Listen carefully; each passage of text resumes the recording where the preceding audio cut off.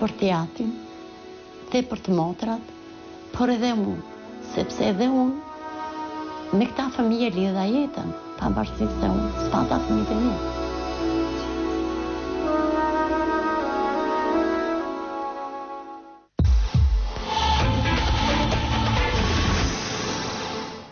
Pra të nderuar miq, kjo ishte historia e Ismet Munçkës, babait të cilit ndodhet me ne në studio. Dhe unë do të doja në këtë momentet t'ju bëja thirrje të gjithë juve që keni njohur Ismetin, të gjithë juve të cilët ndoshta keni informacione për të kontaktoni me njëherë në adresë të emisionit tonë. Mirëmbrëma zoti Bashkim, mirë se keni ardhur edhe një herë. Sapo ndoqëm pra historinë e Ismetit, bashkë këtë histori e kemi prezantuar dhe përpara 3 vjetësh në hapat e para të emisionit tonë, në emisionin Ku je. Dhe duhet të themi se atëre ka pasur informacione, disa na vinin nga Greqia e disa të tjera nga Italia, gjithsesi kaluan 3 vjet dhe ai vazhdon të rezultojë humbur. Dhe ne nuk kemi rresë së kërkuar edhe këto 3 vjet, bashkë edhe bile jo vetëm të Norba, Ku je, apo edhe Televizion Plusi. Dhe kjo ishte një pauzë ndërprerje, po jo se kemi rresur së kërkuari. Deri tani asgjë. Shpresoj dhe uroj vetëm nga Zoti një dhe nga emisioni juaj këtu. Zoti Bashkim, që po bëhet sa vjen e më i besueshëm. Faleminderit. Unë do doja të ktheheshim vite mbrapa. Ne pak a shumë kemi prekur në kronik dhe kemi treguar historinë, por sa më shumë ta përsërisim atë, sa më shumë t'japim detaje të cilat ndoshta e kemi kaluar gjatë tregimit të historisë së tij edhe më përpara, por dhe në kronik, mund të ndihmojnë të gjitha këto detaje në gjetjen e tij dhe mund të ndihmojnë shumë persona të cilët na ndjekin sonte, jo vetëm nga Shqipëria, por nga gjithë bota. Dhe ndoshta ka japin informacione për Ismetin. Gjithsesi unë do doja të ktheheshim vite mbrapa dhe pikërisht në datën 7 shkurt të vitit 1996. Por jo vetëm në këtë datë, do doja të flisnim për kohën e fundit të Ismetit, pra, që nga momenti që ai u zhdu.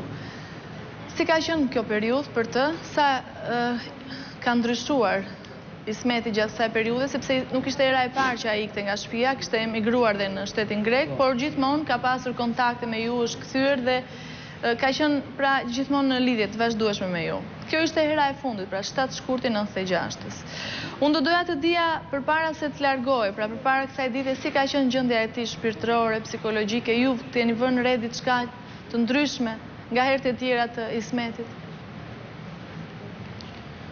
Natyrën e ka pas të mbyllur që fëmijë që 13 apo 15 vjeç ka pas natyrë të mbyllur dhe dëshirën për të larguar nga Shqipëria ka pasur. Jo për emigrime, për Greqi apo Itali, e ka pas edhe për në Australi. Për në Australi. Dhe karierën e tij të emigrimit si fëmijë 15 vjeçare ka filluar në Greqi. Në Greqi. Atje ka gjetë edhe mbështetje. Edhe gjë që ne kemi përmendur edhe në kronikat e kaluara. Por është mirë që ta përsërisim dhe edhe sonte sepse ai edhe në Greqi mbasi gjeti mbështetjen arriu që edhe të përfitoj të udhëtuarit për në Australi. Atëherë edhe një herë në shtetin grek ku ka qenë, ku ka jetuar dhe ka punuar? Disa miq. Në çfarë vendi të Greqisë? Është mirë të përsërisim dhe një herë këto fakte, sepse janë të rëndësishme. Në Athinë. Ka jetuar të disa persona, disa miq të tij, të cilët e kanë ndihmuar dhe veti zbuloi kur ka mbritur në Athinë ka zbuluar që kemi miq në Athinë, se unë s'kam ditur gjë, edhe ai s'ka ditur gjë. Thatë pak më përpara se ndoshta pra pikërisht kjo shoqëri dhe ky rreth shoqëror që ai gjeti në këta miq që gjeti në Greqi, ndoshta mund ta kenë ndihmuar për t'i hapur ëndrrën e tij drejt Australisë, apo jo? Jo ndoshta e kanë ndihmuar, jashtëzakonisht, edhe aplikoi në Australi, në ambasadën australiane në Athinë.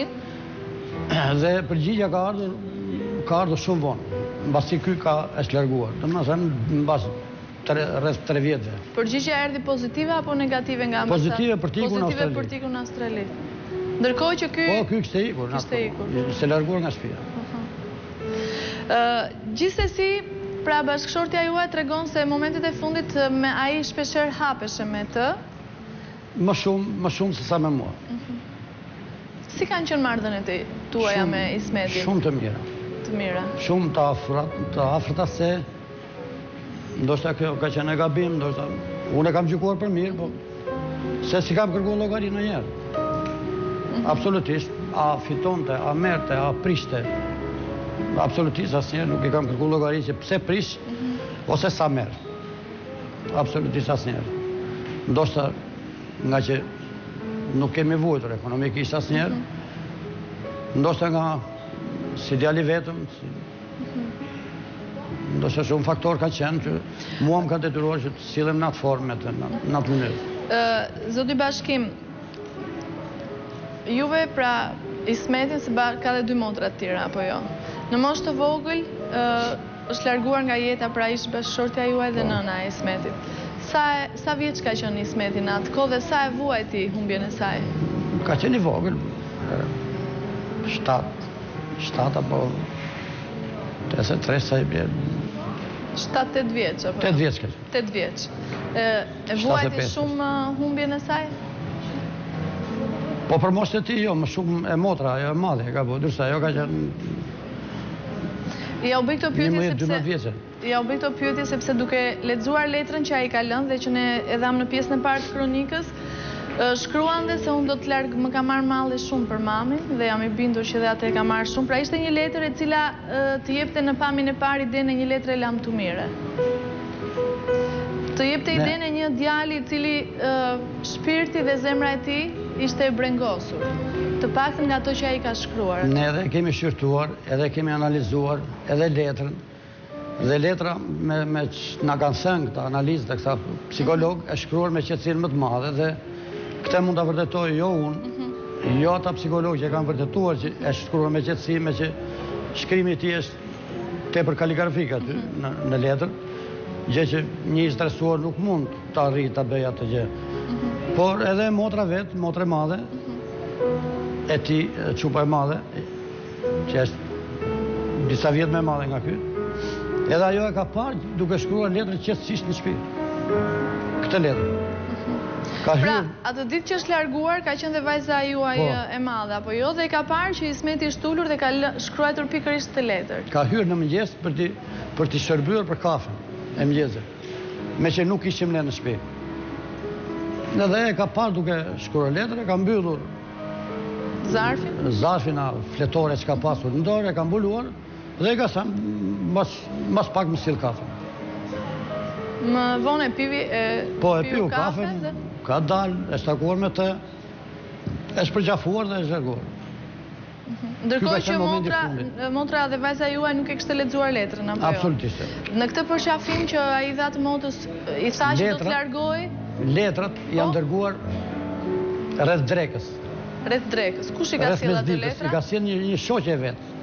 Sepse la një letër për juve dhe një letër për motrën. Për vajzën, edhe një për vajzën e vogël, për motrën e vogël, që sot është në Amerika, jo? Po ajo si adoleshente, si fëmijë, vit parë gjimnazis atëherë, i ra letrën dorë, e lexoi, e grisi, e nënvestoi letrën. Ndërsa ju e ruajtët, apo jo, sepse ishte... Unë e kam ruajtur letrën shumë, dhe edhe vajza e madhe e ka ruajtur.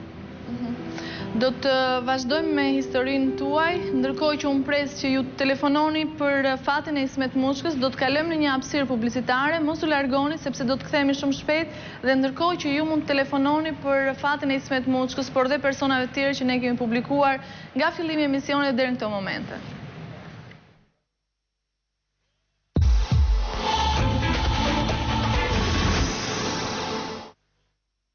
Njerëz të humbur mundësohet nga AMC, sponsor i përgjithshëm, Western Union.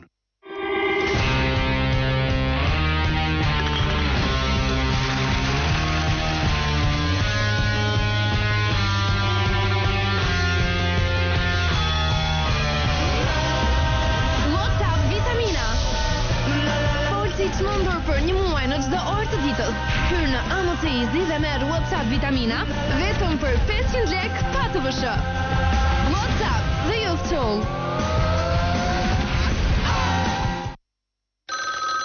Flisni më shumë me të dashurit tuaj, kudo në Shqipëri. Alp Telekom sjell për ju ofertën më të mirë për abonentët familjar.